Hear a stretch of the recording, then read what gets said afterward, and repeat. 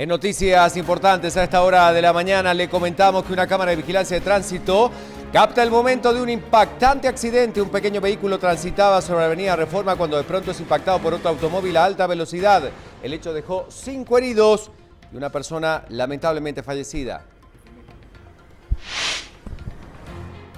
Presidente Jimmy Morales, en mensaje a la Nación, pide al jefe de bancada del partido oficial Javier Hernández que separe de la agrupación al diputado tránsfuga Juan Manuel Giordano luego de que se filtraran los chats donde Giordano y Javier Hernández se ponían de acuerdo para ejercer presión al gobernador de San Marcos. Y el cuestionado diputado debe presentarse hoy ante la Junta Directiva para ver qué tipo de sanción cabe y ver justamente la separación de su bloque político. Veremos qué pasa. El transfugismo llega a su fin y es el último día que tienen los diputados para cambiar de bancada de acuerdo a las reformas a la ley orgánica del Congreso aprobada el pasado 4 de febrero. En lo que va de esta legislatura, más de la mitad de diputados abandonan la bancada por la que fueron electos.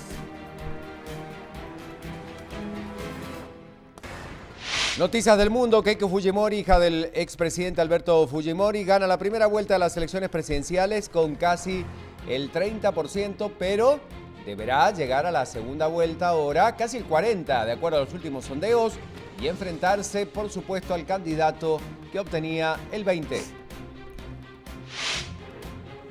Y en El Salvador, Ministerio Público realiza allanamientos en sede de la firma panameña Mossack Fonseca en búsqueda de evidencias tras la divulgación de millones de documentos de empresas fuera de plaza en la investigación Papeles Panamá. A mí, si me van a señalar que he ido 1 o 2 o 3 veces con el ministro de Salud, están muy equivocados, porque creo que 3 veces es aún poco. De la nada le regresó la memoria a Cabrera. Sí. Mire, yo tengo, no sé si vio... espéreme. También tengo que corregir algo. Pero no se recuerda quiénes eran los congresistas pedigüeños. En un ratito, las inolvidables, no se las pierda. 6 de la mañana con 55 minutos. Pido disculpas. Todavía algo de bruma cubriendo la ciudad capital. Gracias por acompañarnos. Buen día, Guatemala. Bienvenidos a BLM Noticias, segundo bloque informativo. Buenos días, Guatemala. Así estamos amaneciendo. Hoy es 11 de abril del 2016. Sí, usted que tiene planificado para iniciar su semana, para iniciar este día un poco fresco durante la mañanita, pero después ya dicen las autoridades que el clima será cálido, el sol sí saldrá y nos va a dar ese calorcito que tanto esperamos los guatemaltecos. Por el momento, bueno, saque un suétercito, abríguese bien para poder empezar la mañanita y luego, bueno, está advertido que va a ser calorcito. Muy buenos días, gracias por estar con nosotros y acompañarnos. Y hasta ahora del día nosotros tenemos más para compartir con ustedes, 6:56 minutos. Vemos cómo está el tránsito fluyendo hasta ahora muy tempranito. Hacemos historia como cada mañana. Lorraine nos cuenta qué pasa un día como hoy. Adelante. Hechos importantes que sucedían un 11 de abril se lo presentamos nosotros aquí en BLM Noticias utilizando este reloj virtual que nos traslada también a un año muy importante y nos vamos a 1945. En el marco de la Segunda Guerra Mundial, soldados estadounidenses liberan el campo de concentración de Buchenwald. Nos vamos a un 11 de abril de 1954, era un domingo para esta fecha y según un estudio de la empresa True Knowledge basado en 300 millones de datos históricos desde 1900 hasta el 2010 para calcular diferentes estadísticas históricas, se concluyó que este día, 11 de abril de 1954, fue objetivamente el día más aburrido de la historia desde el año 1900. Nada importante aconteció. Nos vamos hacia 1970, en Estados Unidos despega el Apolo 13. 11 años más tarde, en 1981, el presidente Ronald Reagan vuelve a la Casa Blanca del hospital 12 días después de haber sido herido en un intento de asesinato. Y el día de hoy también estamos de celebración. El día de hoy se celebra el Día Internacional del Mal de Parkinson. Hechos importantes que ocurren un 11 de abril, se lo presentamos aquí en BLM Noticias 6:57. Continuamos. Reina, ahora repasamos Prensa Libre que ya está en pantalla como siempre y antes de eso Julio de León que ya lo estamos viendo y aparece ahí para darnos el reporte. Así amanece Guatemala. Julio, cuéntanos por favor. Buen día. Muy bien, lunes 11 de abril y aquí estamos nosotros a esta hora del día arrancando con la mejor información para que usted tenga todo lo que necesita antes de salir de casa. En este recorrido por las calles nos venimos a la calzada Roosevelt, el punto donde ya gracias al trébol converge con la calzada San Juan y ya toma como nombre Boulevard Liberación.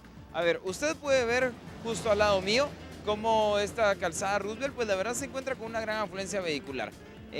Realmente no hay ningún obstáculo, tenemos presencia del carril reversible en dirección hacia la avenida Castellana o hacia el Boulevard Liberación, que eso realmente permite una mayor fluidez. Son solamente 3 carriles los que se dirigen hacia el área de Misco y usted lo puede ver en este momento a través de las cámaras de Guatevisión. Prados de Villahermosa es un punto con tráfico complicado, por lo tanto se le recomienda tener mucha precaución a esta hora de la mañana, al igual que el puente de Belice, como ya habíamos informado, que es en la misma ruta del Atlántico. 3 vehículos dañados tras un hecho de tránsito frente a Cementerios Bugambilia. Esto genera una cola bastante larga por los siguientes 5 o 6 kilómetros de la misma ruta al Atlántico en dirección hacia la ciudad de Guatemala. Luego tenemos la ruta al Pacífico con un tráfico lento desde el kilómetro 16 hacia la ciudad de Guatemala. Y por último, la ruta interamericana también con una gran afluencia vehicular y hablamos del kilómetro 21. Estos serían como unos 3 kilómetros después del Mirador, que sería en el kilómetro 24, si no estoy mal. Entonces, ya viniendo del área de Chimaltenango, viniendo de la antigua Guatemala, de San Lucas, en el kilómetro 21 hacia el ingreso a Misco, toda la ruta interamericana se encuentra pues ya a esta hora congestionada y la misma ruta a la altura del kilómetro 66 también tiene una fuerte carga vehicular, más que todo por un hecho de tránsito que se dio en ese punto de la carretera. Es la información que tenemos para ustedes y por supuesto, ¿por qué no amanecer con una trivia? Vea esta, está interesante, ¿no? Porque uno todos los días pone esa, le vamos a decir bendita alarma, porque nos despierta, pero también a veces nos asusta. Y aquí está la pregunta, ponga atención. ¿Qué ejército fue el que le dio origen a la palabra alarma? ¿Por qué qué ejército? Porque fue el ejército español, o fue el ejército italiano, o pudo haber sido el ejército francés. Al menos ya tenemos una pista. La palabra alarma parte de un ejército. Y ahí está la respuesta, vea usted, del ejército italiano. ¿Por qué? Pues resulta que significa ir a las armas en italiano y es el grito que daban los soldados italianos cuando eran atacados. Decían alarma, todos iban a las armas y pues bueno, a pelear, ¿no? Pero el asunto es ese, uno pone su alarma todos los días y le pone ese nombre porque los italianos lo dijeron así que tome usted sus armas, pero esas armas del conocimiento, esas armas que dan vida y vaya a pelear por esos sueños y a hacerlo mejor porque esta Guatemala sea un lindo y hermoso país. Es la información que tenemos para ustedes desde las calles y por supuesto seguiremos con más adelante. Gracias, muy amable Julio. Tenemos información en un ratito nada más contigo y ahora nos vamos a la portada de prensa.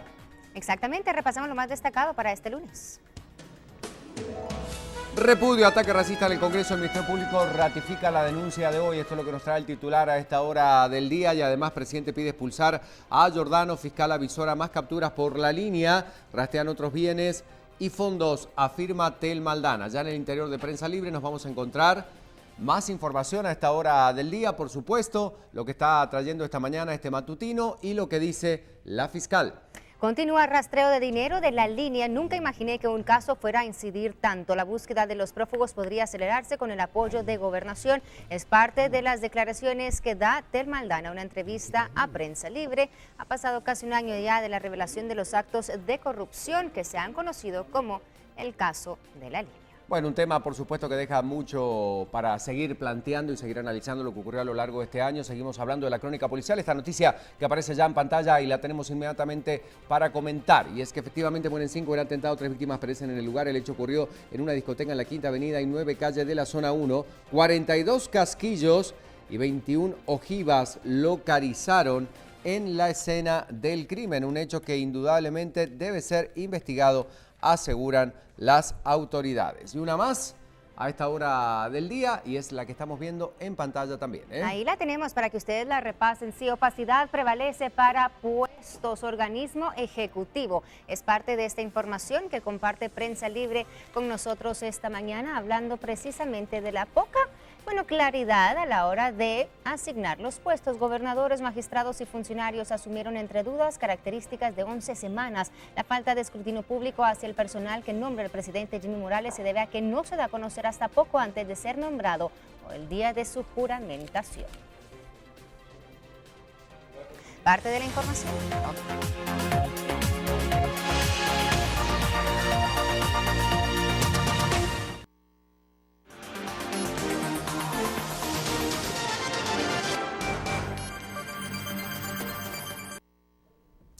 Bueno, muchos temas para analizar esta mañana con el analista político Renzo Rosal. En primer lugar, hablar de lo que ha ocurrido y hacer una lectura, por supuesto, de los acontecimientos que detonaron en temas tan importantes como que hoy esté en prisión, ligados a proceso y continuado con la investigación, por supuesto, que corresponde el expresidente Otto Pérez Molina, Roxana Valdetti, una serie también de funcionarios y todos los involucrados en el caso de La Línea. Renzo, buen día.